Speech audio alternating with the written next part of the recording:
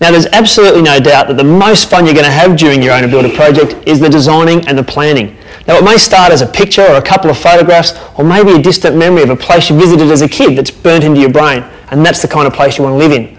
Well, either way, if you want a fantastic finish, there's a process of planning to follow that'll deliver an ideal design. And I'm very lucky because I have two design professionals with me.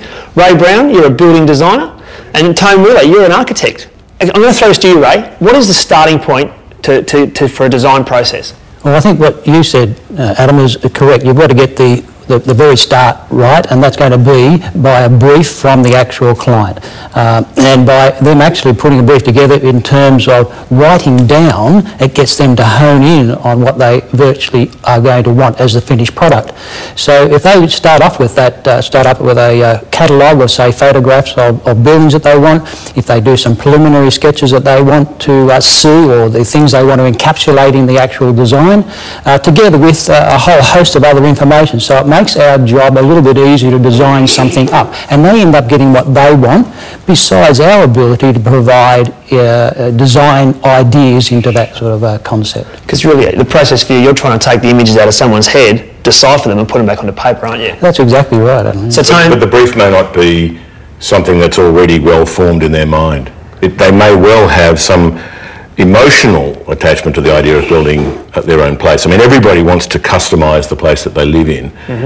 How that could be done is there's a whole range of possibilities. You can start with physical imagery, you know, as you say, tear-outs from magazines. There's plenty of people turn up with that sort of thing as a brief. But equally, it could be just a very simple thing that they want something quite different to where they live now. They don't really know what it is, and I think that's a conversation that you have with your architect. It's an evolving thing. The brief's not necessarily, here's the written document complete. It could be this process of interaction, and I think that's where architects find a real lot of enjoyment in dealing with private clients, because you go on a journey with them, and you can show them things that they may never have thought of, they may never have imagined, and create something that was never there at the beginning. All right, so Tone, you've taken on a client then, you've got your brief, you've worked through some drawings. Where, as an architect, do you go from there with a client? I think it depends firstly on how the client finds you. You know, there's a whole range of architects and building designers with all sorts of different skill sets in what they can do. And shopping for that, I think, is a very important task. Shopping for that actually certainly hones the skills in what the brief is that you're going to finally settle with. And I think if you're going to have this long process, it's going to be 2 years maybe, from the time that you design it to the time it's finished, you turn the key and you walk in, maybe even longer. You need somebody that you can work with. And that's what I'd want to talk to you both about, because the services you offer don't stop at drawing some plans. I mean, you both can take people, if that's what their budget decides, right through the process. You can contract administrators, that's correct? Yeah, the plans that you've got are just a mechanism by which you can talk to various people.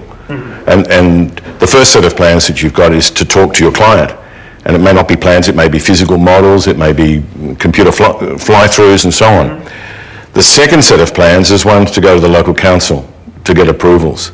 And that's a different set of plans, different set of drawings. Construction drawings, that's right. Well, then there's another set of drawings beyond that, which is what you'd give to a builder, typically, if you're going to give to a joiner or an electrician or a plumber, so that they know what they're doing.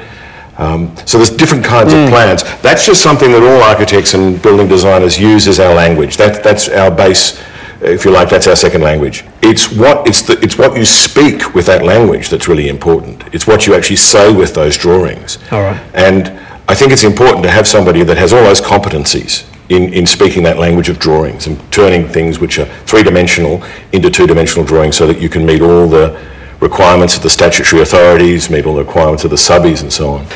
You're an owner builder, you're sitting at home, what will you take away from them as far as responsibility is concerned that'll make their life a bit easier? Well, the problem is we've got to try and hone in on the skill sets of the owner-builder for a start.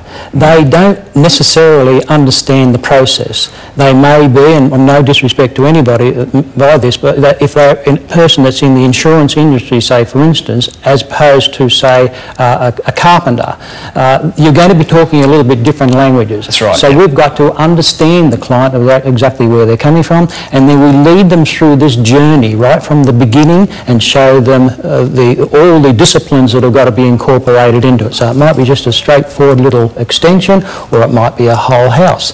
And there are so many consultants that you've got to introduce into that process, and we collaborate with them in order to give them the best possible service. Do you just charge people hourly rates? Do you work on, how does it work? Most architects now use a fee for service. You know, we say we're going to do this amount of work for a fixed fee, and you follow that so that they have some understanding for it.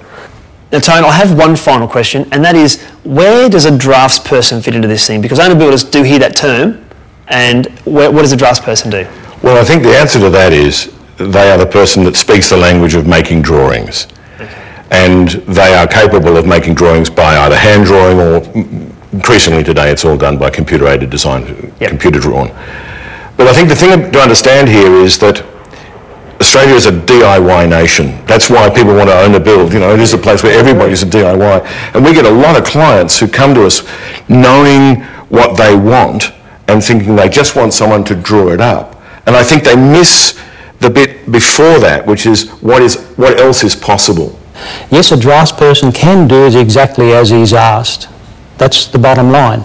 But it's incumbent on us to push them to the next level and say, would you be happy with doing such and such? And that shoots across another set of ideas to them. And I think this backs up what you both just said. I know before I started doing my own owner building job, I had tunnel vision. I'd seen it so many times how it was going to be, I couldn't see another way around it. And sometimes you need people with fresh minds and fresh ideas to offer that perfect, ideal finish. Every site's different. You know, even two things that are adjacent in the street, they're actually going to have different trees, different outlooks, and so on. Every family is different. Every client is different, and yet people think that it can be taken from already existing documents. I mean, I think they've got to have courage that they could create something personal for themselves, and I think that needs a design professional. You need a building designer or an architect to show you all those possibilities. Fantastic. I thank you both for coming in, and hopefully you guys at home have learnt something from a design and planning point of view that will help you with your owner builder masterpiece. Up next, what does dentist and owner builder Honey expect to pay for his two-storey home?